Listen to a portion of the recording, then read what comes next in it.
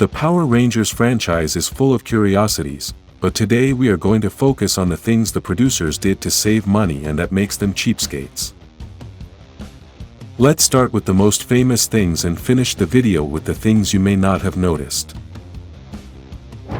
Power Rangers comes from a Japanese series called Super Sentai, and although perhaps many thought that in the United States they only used ideas from the Japanese series, the reality is that they used almost everything. In order to create the Power Rangers episodes, many scenes from the Japanese series were used and the Americans only had to film the scenes in which the actors had to show their faces. These scenes include the moments when the Rangers are in the command center, at school or somewhere else that they are not using the transformation. Right now, we're talking about the Mighty Morphin series, but it's basically the same dynamic for all the other seasons except Cosmic Fury. If the only scenes they filmed were those, that means all the other scenes were part of the Japanese series, and this includes the Ranger battles with the transformation, the Zords, and the Megazord battles. Although this may not seem like such an impressive expense due to the fact that there may not have been that many Japanese scenes during the entire episode, the reality is that they were the most expensive scenes. Although the Power Rangers franchise had to pay to be able to use the Japanese scenes, the reality is that the cost of having to create such scenes was much more. It is for this very reason that in the Cosmic Fury season they had to use the Zord scenes from the Japanese series, even though everything else was filmed by Power Rangers, since creating those scenes is very expensive and they didn't have enough money to do it. By using the Japanese scenes, Power Ranger has saved millions of dollars in production costs, and although in 1993 it was a great idea, this is what hurt the franchise as time went on. Having to use the Japanese scenes doesn't give the franchise the freedom it needs to create better stories and perhaps something more creative and suitable for the American audience. In Cosmic Fury we could see that even though they used the Japanese scenes for the Zords, the story was much better because they had more freedom to create it. The same thing happened in a 30th anniversary special episode because everything was original from Power Rangers and the producers had all the freedom to create the story. Since we are talking about the special episode, let's mention some things they had to do to save money on that project. One of the things that made the fans very angry was that the Rangers never used the Power Blaster, and this is something very important for all the fans of the series. One of the most epic moments in Power Rangers was when the Rangers put all their weapons together to create the Power Blaster and then destroy the monster. Because the special episode was all about utilizing all the nostalgia of the series, all of us fans were waiting for the producers to use all the important Mighty Morphin stuff.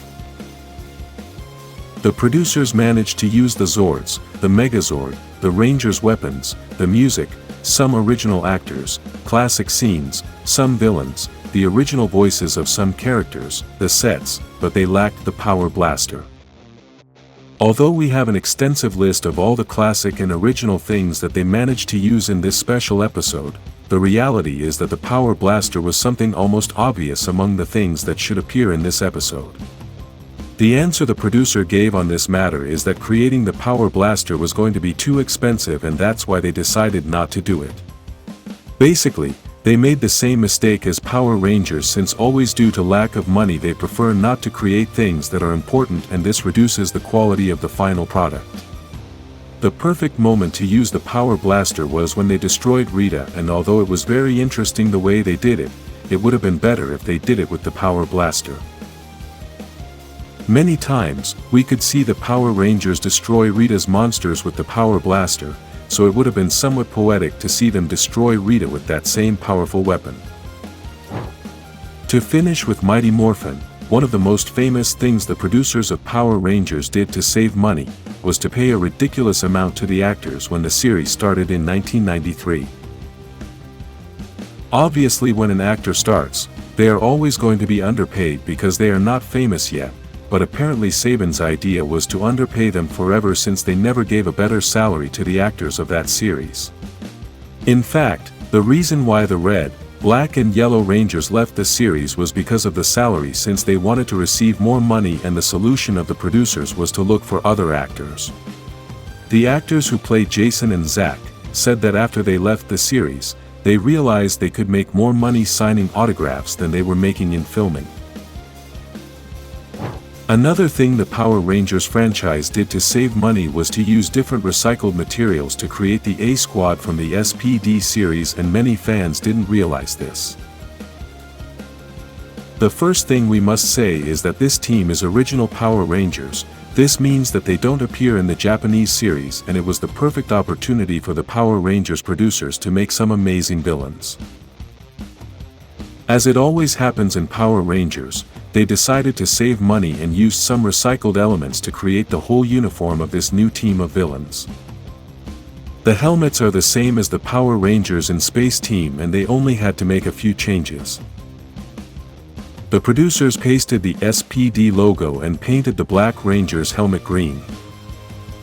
Another thing they recycled was the suit's armor, since it is part of the motocross racer's uniform, and they painted them to make them look different.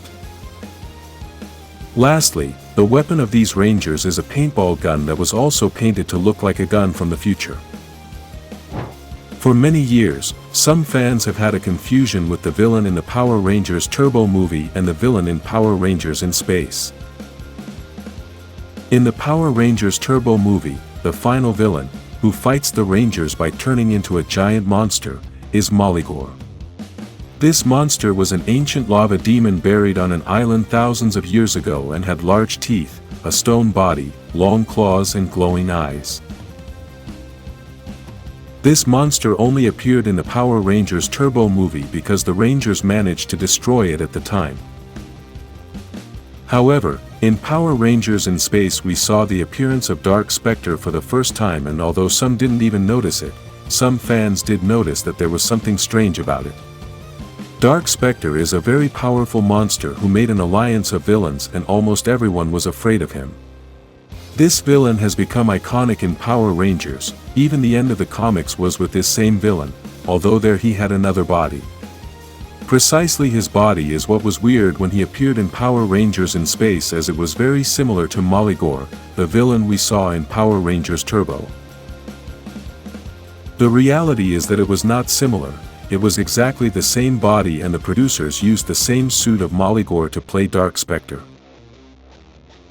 Even, the same producers made a little reference to make fun of this situation, because in the first episode of Power Rangers in Space, Divatox basically tells Dark Spectre that he looks like her ex-boyfriend. She says this because the plan she had in Power Rangers Turbo was to marry Moligor so they could conquer the universe together. If you're not stingy, give this video a like and subscribe to see more cool facts about the Power Rangers.